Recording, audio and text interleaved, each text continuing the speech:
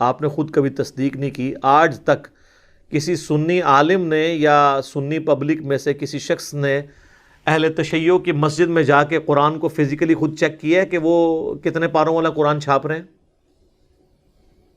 یا وہ کس قرآن کو مانتے ہیں؟ تو آپ کو پتہ چل جاتا. یہ جو میرے ہاتھ میں قرآن ہے نا میرے بھائی، یہ سعودیہ سے چھپا ہوا ہے، اور یہ جس رائٹر کا لکھا ہوا ہے نا وہ ابھی بھی زندہ ہے. 15-20 سال اسے شافاد پرنٹنگ پریس والوں نے جاب دیے رکھی. میں 80s کی بات کر رہا ہوں. اسی وقت انہوں نے اس سے یہ قرآن لکھوایا، اور کمال کی اس کی رائٹنگ ہے کہ ہر صفحے کے اوپر آیت مکمل ہو رہی ہے ایک.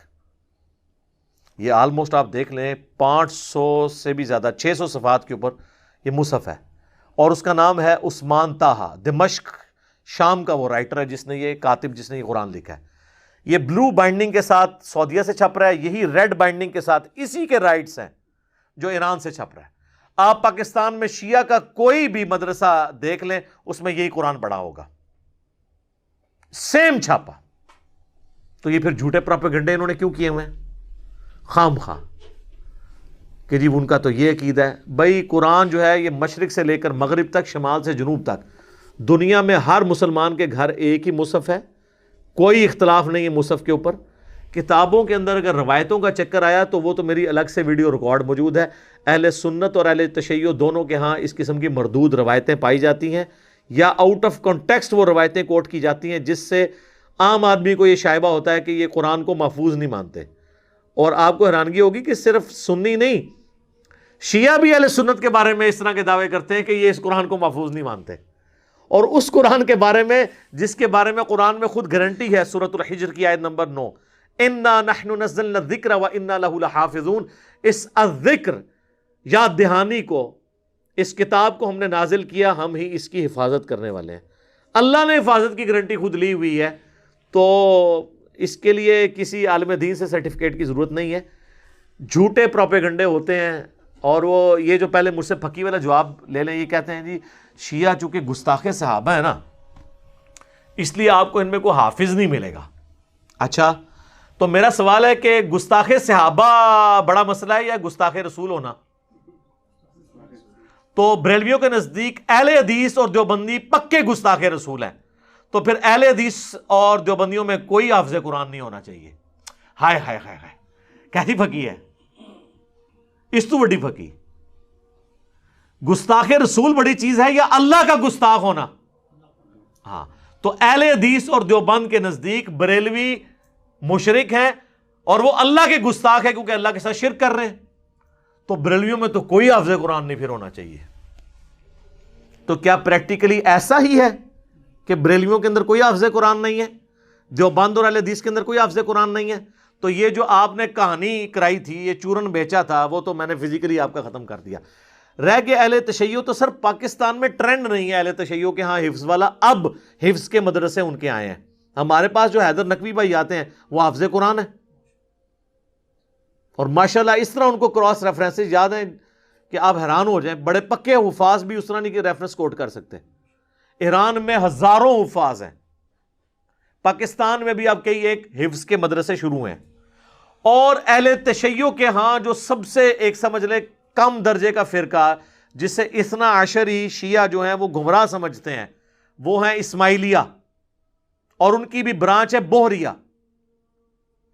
اسماعیلی بوہری جو ہے نا، انڈیا میں ہزاروں حفاظ ہیں ان کے اندر. ایک ایک خاندان میں سارے گھر والے حافظ ہیں. ترجمہ ویسے کسی کو نہیں آتا. وہ مجھ سے رابطہ کرتے ہیں نا، ایک بھائی ریورٹ ہوئے، کویت میں رہتے تھے، تو وہ کہتے ہیں میں نے آپ کی ویڈیوز دیکھ کے قرآن ترجمے سے پڑھا تو مجھے پتا چلا کہ میرا یعنی عقیدہ قرآن کے مطابق نہیں ہے، لیکن وہ کہتے ہیں ہمارے خاندان میں چھوٹے چھوٹے بچے حافظ ہیں. حفظ کرنے کے اوپر جو ہے نا وہ پورے کا پورا زور ہے، عقیدوں پہ نہیں. لہٰذا یہ جو آپ اتنے عرصے سے کہانیاں کروا رہے تھے، بڑے بڑے انہوں نے مناظروں کی نا سٹوریاں بنائی ہوئی ہیں کہ ایک بار شیعہ ایک سنی کو گھیر گھار کے شیعہ ڈکلیئر کر کے مناظرے میں لے آئے، اور وہ حافظ تھا کیونکہ شیعہ کے پاس تو حافظ ہی کو نہیں ہوتا، اور وہ آ کے وہاں پہ بھول گیا. ایڈی کہانیاں بنائی ہیں نے. سر کئی سالوں سے جو قرات کے مقابلے ہیں نا وہ ایران کے قاری جیت رہے ہیں. سر سارے بزرگوں کی ہر چیز ہی کہانی نکلی، آواز اڑنا بھی کہانی نکلی، اور جو زمین دی چیزیں سن وہ بھی غلط، اڑنے والی بھی غلط. اور یہ بکری والا انہوں نے جو پٹی پڑھا دی کہ جی وہ بکری کھا گئی تھی، بکری والی حدیث تو سنن ابن ماجہ میں ہے 1944، آپ حدیث سنن ابن ماجہ انٹرنیشنل نمبر کے مطابق کھول لیں اسلام 360 میں، کہ وہ سیدہ عائشہ کہتی ہیں کہ نبی علیہ السلام کی وفات تک میرے پاس وہ اوراق موجود تھے جس میں قرآن کی یہ آیات لکھی ہوئی تھی کہ جس کا تعلق بڑی عمر کی رضاعت کے ساتھ تھا، اور یہ ہے کہ وہ 1 یا 2 دفعہ دودھ پینے سے حرمت ثابت نہیں ہوتی رضاعت کا رشتہ، اور ہم وہ پڑھتے تھے، اور حتیٰ کہ حضور کی وفات ہو گئی اور وہ میرے تکیے کے نیچے وہ رکھا ہوا تھا، اچانک ایک دن بکری آئی تو وہ اس کو کھا گئی، کیونکہ اس وقت وہ پتوں کے اوپر اور اس چمڑے کے اوپر لکھا جاتا تھا۔ تو یہ تو سر سنن ابن ماجہ سنیوں کی کتاب میں ہے کہ بکری کھا گئی، اور بکری کھانے سے کیا ہوا؟ قرآن سے آیات ختم ہوگی۔ ویسے یہ آیات جو ہے نا یہ تو منسوخ ہیں، یہ تو ویسے ہی آپ کو قرآن میں نہیں ملنے لگی، اور اس طرح کی احادیث کے اوپر تعویل کرتے ہیں اہل سنت۔ یہ تو صحیح مسلم میں بھی ہے کہ سیدہ عائشہ کہتی ہیں کہ پہلے اللہ کی کتاب میں یہ حکم نازل ہوا، پھر یہ حکم نازل ہوا کہ 5 دفعہ کم از کم اگر کوئی دودھ بچہ پی لے تو حرمت ثابت ہوتی ہے۔ تو اللہ کی کتاب میں تو کہیں موجود نہیں ہے، تو وہ اہل سنت کہتے ہیں یہاں کتاب سے مراد شریعت ہے، اور کتاب میں پڑھتے تھے رجم کی آیات، وہ سنن ابن ماجہ کی 1944 حدیث میں جو ہے وہ کہتے ہیں قرآن میں پڑھنے سے مراد ہے قرآن کی تشریح میں پڑھتے تھے۔ دیکھا اپنے کس طرح تعویل کر دینے، ٹھیک ہے ہم مان لیتے ہیں تعویل کو۔ تو سر شیعہ کے لیے پھر یہی والی تعویل آپ قبول کیا کریں، وہ بھی اگر صحیح بخاری سے آپ کو وما خلق الذکر والانثى وخلق الذکر والانثى ابن مسعود کی روایت میں اختلاف بتاتے ہیں، تو آپ کہتے ہیں قرآن 7 قرات میں نازل ہوا ہے، تو وہاں پہ بھی اختلاف۔ بہرحال اس وقت جو مصحف ہمارے ہاتھ میں نا اس کے اوپر اجماع ہے، ٹھیک ہے، جو مشرق سے لے کے مغرب تک، شمال سے لے کر جنوب تک یہی مصحف ہے۔ لہٰذا یہ بکری کھانے والی روایت تو آندہ آپ نے بیان نہیں کرنی ہے، اور دوسرا پارے تو نبی الاسلام کے زمانے میں ہے ہی نہیں تھے، کہاں سے کھا جانے تھے؟ نبی الاسلام کے زمانے میں تو صورتیں تھیں، یا صحابہ کے زمانے میں منزلیں ہوئیں تاکہ 7 منزلیں ایک ہفتے میں کوئی قرآن مکمل کر لے۔ بعد میں جب تھوڑی سستی آئی تو پھر اس کو 30 پاروں میں ڈیوائڈ کیا گیا کہ اگر کسی نے مہینے میں قرآن مکمل کرنا ہے تو روز کا 1 پارہ پڑھ لے۔ یہ تو بنو امیہ کے دور کے اندر پہاڑوں ان کی پاروں کی ڈویژن ہوئی ہے، اس لیے آپ دیکھیں سعودیہ میں آپ کو کئی قرآن ملیں گے جو پاروں کی تفریق کے بغیر پرنٹ ہوئے ہیں، وہ اس تفریق کو مانتے ہی نہیں ہیں۔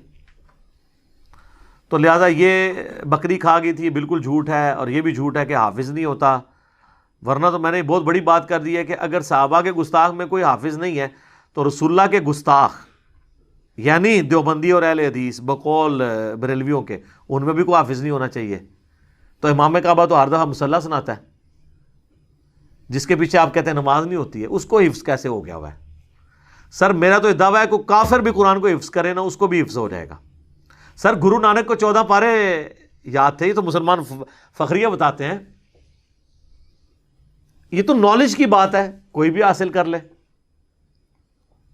اور بقول دیوبند اور اہل حدیث کے بریلوی جو ہیں اللہ کے گستاخ ہیں، شرک کرتے ہیں، تو بریلویوں میں تو اتنے حافظ ہیں، صرف الیاس قادری صاحب نے جتنے حافظ نکال دیے ہیں، آندہ تو 50 سال آپ حافظ نہ پیدا کریں، اتنے حافظ انہوں نے مدنی منوں کی شکل میں مدرسۃ المدینہ سے نکال دیے ہوئے ہیں۔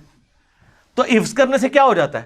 تو شیعہ کے ہاں بھی میرے بھائی ہزاروں حفاظ موجود ہیں، آپ جائیں ان سے، وہ آپ کو بتائیں گے کہ جناب یہ حافظ ہیں، آپ ان سے ملیں، پھر آپ نے کوئی نیا بہانہ گھڑنا ہے۔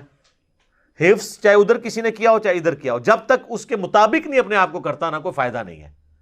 میرا ایک یوٹیوب پہ کلپ بھی ہے، افسوس ایسے حفاظ کے اوپر، جن حافظوں کے آپ کو فضائل بتائے جاتے ہیں وہ حافظ اور ہیں جو قرآن کے حلال کو حلال اور حرام کو حرام جانے، ان حفاظ کے لیے فضیلت ہے۔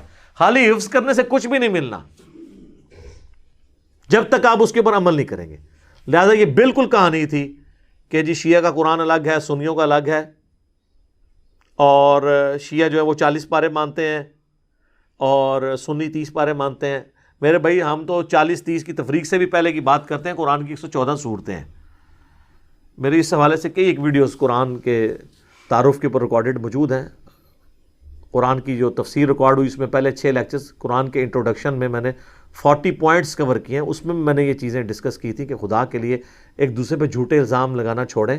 غیر مسلم جب اس طرح کے مناظرے ویڈیوز دیکھتے ہوں گے تو کیا سوچتے ہوں گے مسلمانوں کے بارے میں کہ ان کا تو اپنی ایک جو کتاب ہے اس کے اوپر ہی کوئی اتفاق نہیں ہے، جبکہ پریکٹیکلی سب یہی قرآن پڑھ رہے ہیں. بتائیں نا کسی شیعہ کے گھر سے دوسرا قرآن نکلا ہے یا کسی سنی کے گھر سے دوسرا قرآن نکلا ہے, پریکٹیکلی تو اسی کو فالو کر رہے ہیں. تو پھر بات خام خواہ چند کمزور روایات یا آؤٹ آف کانٹیکس روایات اٹھا کر, جن کو سنی شیعہ کے بڑے محدثین خود ریجیکٹ کرتے ہوں یا تعویل کرتے ہوں, وہ آپ ان کے کھاتے میں تو نہ ڈالیں. امین الحسینی صاحب ہیں ایک شیعہ کے اسکالر, انہوں نے کتاب لکھی ہے شیعت کا مقدمہ.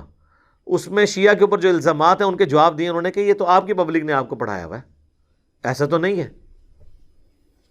تو یہ پبلک نے خالی شیعہ کے بارے میں نہیں پڑھایا ہوا. بریلوی نہیں کہتے کہ اہل حدیث گستاخ رسول ہیں اور خارجی ہیں, تو اہل حدیث مان لیں گے ان کے کہنے پہ, اور اہل حدیث کے کہنے کے اوپر بریلوی اپنے آپ کو مشرک مان لیں گے.